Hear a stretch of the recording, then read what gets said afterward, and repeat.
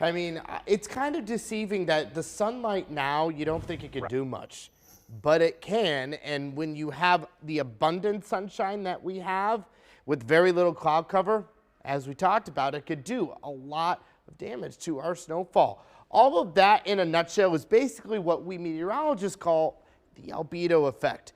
Now, we're gradually gaining more in the way of daylight, right? Each day, about 2 minutes more than the last. Like yesterday, our sunset was at 6 o'clock. Today, our sunset was at 6:01. You get the picture.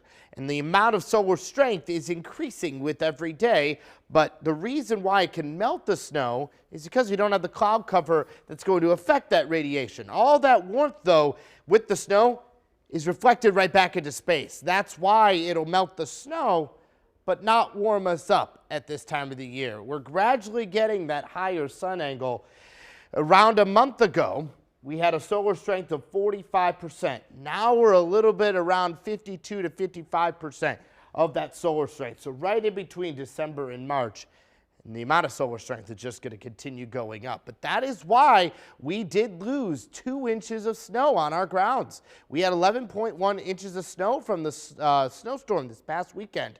Biggest in more than a decade. Now we're down to 9 inches. That's the most for a calendar, this date on the calendar, since 2009, and still just under half the country has a snowpack, 45.7% to be exact.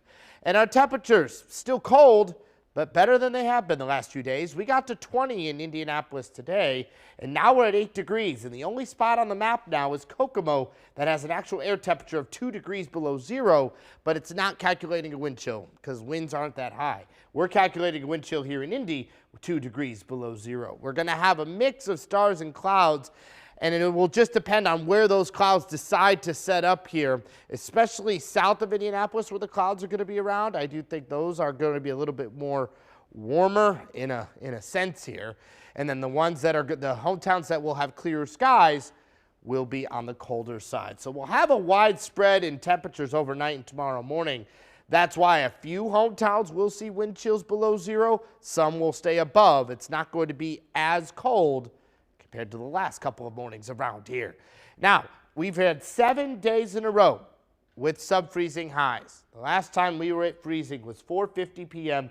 on January 22nd. That number is going to increase. And by the looks of it now, if January were to end today, it would close as one of the coldest ends to a January on record, the 23rd to 31st. An average temperature for today, at least, is 8.3 degrees. So we have a few more days to add to this number, but nonetheless, it is going to be one of the coldest ends to a January on record.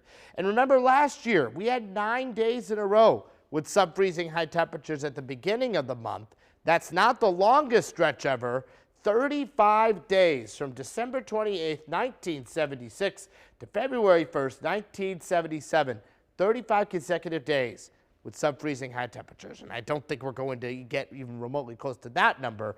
And here's why. I think we're going to kind of calm things down and kind of close the gap from the real cold and get back closer to normal. Look at by Monday. Yes, still calling for below normal temperatures, but it's not as widespread as how this graphic started for most of the country. February 6th through the 12th is still calling for below normal temperatures slightly, but at least we're not talking about the big time below average temperatures, which is like we're dealing with now. Closing the gap a little bit. The 7 days shows exactly that. And that's why starting Monday and really through next Thursday, and we'll have further tweaks on this tomorrow, we're going to be awfully close to hitting 32 degrees. Next chance for some snowflakes will be on Saturday, a few flurries. Sticking snow showers possible on Monday. Nothing big though, a high of 30. And overall, that is where we'll start to rebound after this tundra of a pattern.